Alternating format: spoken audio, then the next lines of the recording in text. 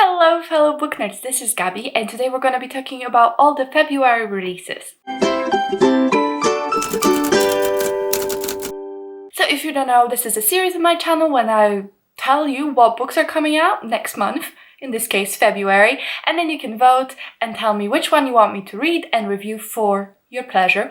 I have done about 3 reviews now and I've done maybe 4 of these videos, so definitely check them out. There's a playlist going on if you want to check it out. But this month is quite different and exciting because actually there are 2 February releases that I am gonna read anyway without you voting for them. So I decided to put them in but as honorable mentions because I do want to review one book on top of that as a review of the month, so you can vote on all of those. So I have 8 in total including those 2, and as per usual we're going the order of publication and I'm gonna tell you a little bit about synopsis. It's mostly gonna be read from Goodreads because I don't know what these books are about. The cover usually looks cool, so I go for it, so you know. So the first book is actually The Project by Courtney Summers.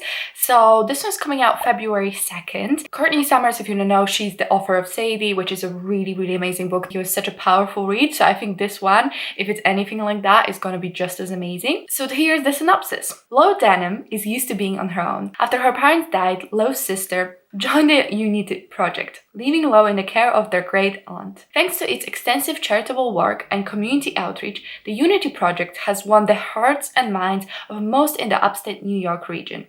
But Lo knows that there is more to the group than meets the eye. She spent the last 6 years of her life trying and failing to prove it. When a man shows up at the magazine Lo works for, claiming the Unity Project killed his son, Lo sees the perfect opportunity to expose the group and reunite with Bea once and for all. As Lo delves deeper into the project, it upends everything she thought she knew about herself, sister, herself, cults, and the world around her, to the point she can no longer tell what's real or true. So super cryptic, but I know that in her Sadie book she talked about some really difficult topics like sexual abuse and like pedophilia, and she did it masterfully and it was just so good. So I think she's gonna handle cult amazingly. I am really interested in cults actually.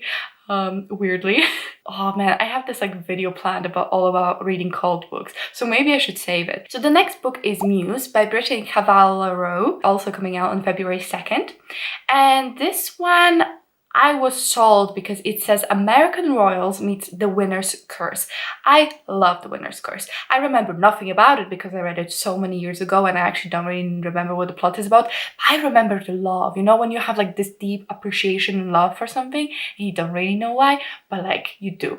So that's me and The Winner's Curse. So I'm really interested and I'm really interested in it, and it's also set in alternate history American monarchy, so that's super cool. But the synopsis is: the year is 1893 and war is brewing in the first American kingdom, but Claire Emerson has a bigger problem. While her father prepares to reveal the mighty weapon he's created to showcase the might of their province in the World's Fair, Claire is crafting a plan to escape. Claire's father is a sought-after inventor. He believes his genius is a gift, granted to him by his daughter's touch. He's kept Claire under his control for years.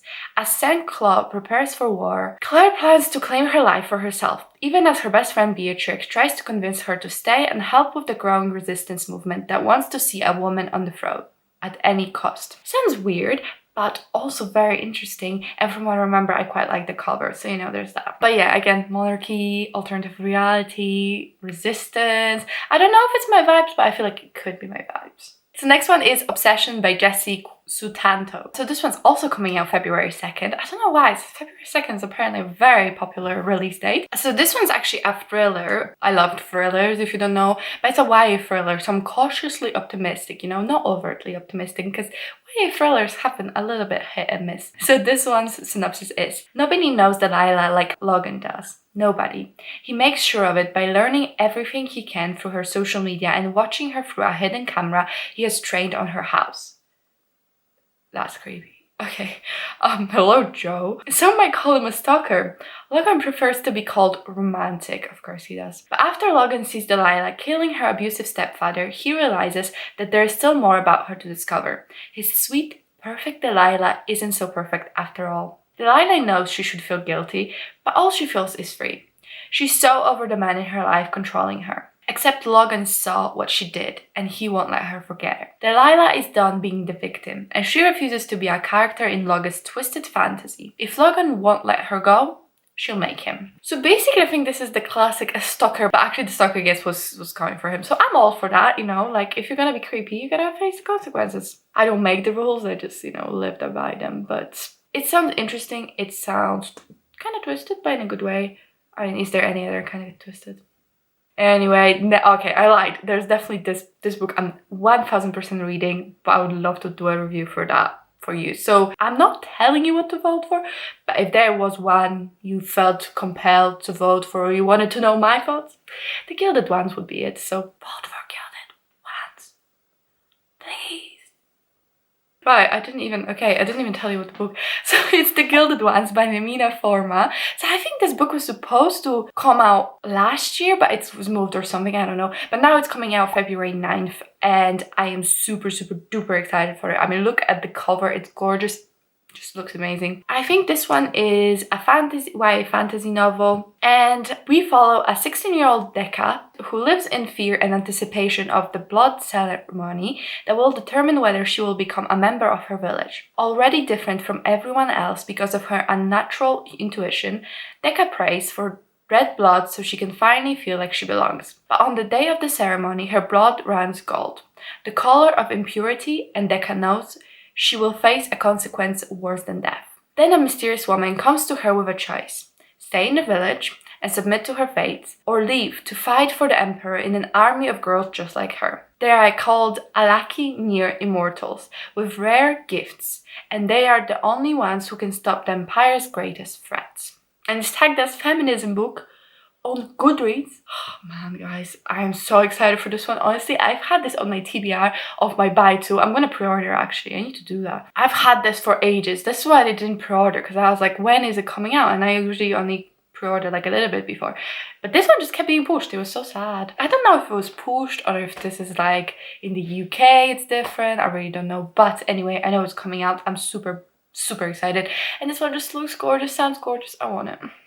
Alright, so the next book is The White Starlight by Nicole Lesperance. This one's coming out February 16th, and this is more like a fantasy, but I think it's quite a low fantasy. It says magical realism, and it's pitched as Hazelwood means astonishing color of after, but this is the synopsis. Never whistle at the northern lights, the story goes, or they'll sweep down from the sky and carry you away.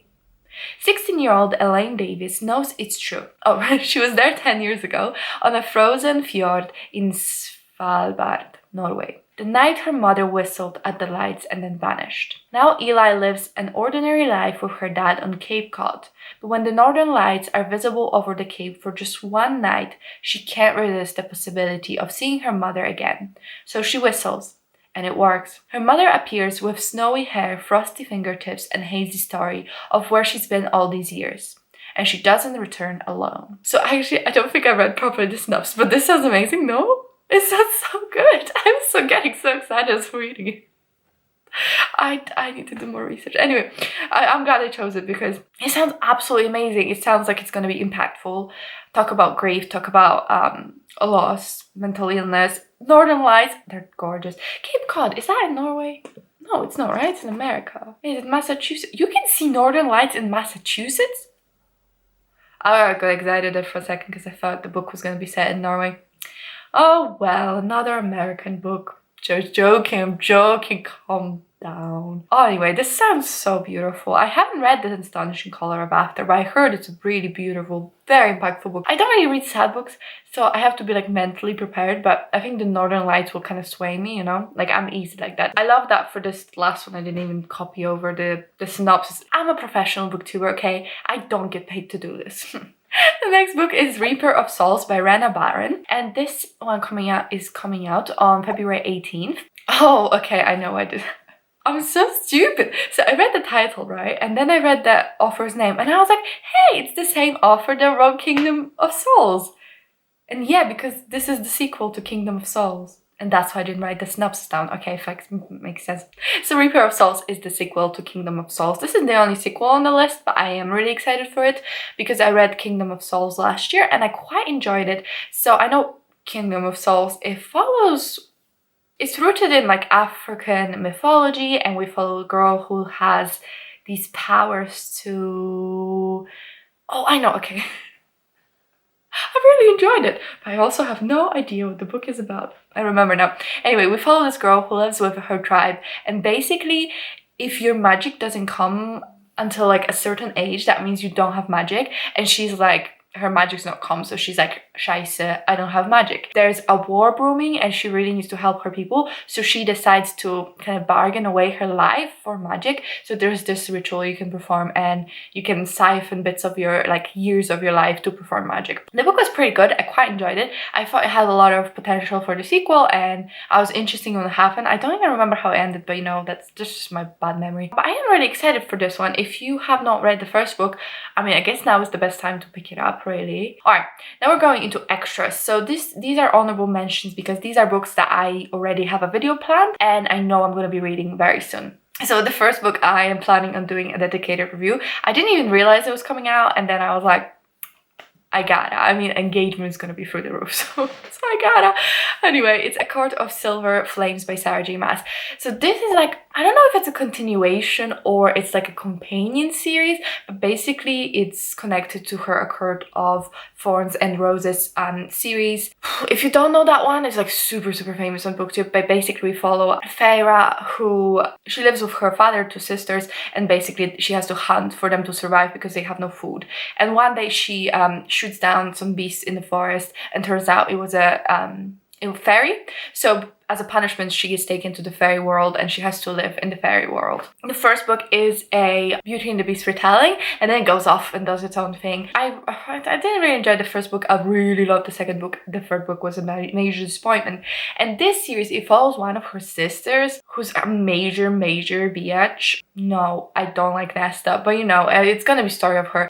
It's a bit of a it's definitely gonna be spoilery for, you know, for the crowd who did not read A Court of Thorns and Roses. But anyway, something happened at the end of that series. I don't know if you can read this one without reading the other one. We shall see. But yeah, I'm gonna do a dedicated review for this. At least that's the plan. We'll see how I get along. I mean, all of her books are so bloody long. I hate this character, but I kept going back and forth, but I feel like I'm gonna miss out so much if I don't read it, because I've read this series years before I even started BookTube, and you know, I mean, I was reading it as I was coming out, so I do feel like major connection to it, and I do really want to know what happens, I guess, just because like I've invested so much, you know. Anyway, that's book number 7. And then the last book that I'm going to be reading, but is also a February release, is The Witch's Heart by Genevieve Gornichek. This one coming out of February 9th, actually, so I should have put that one first, but never mind. And this one is about like Norse mythology and witches, and I'm going to be reading this one for a vlog about reading witch books. I don't know when that vlog is going to come.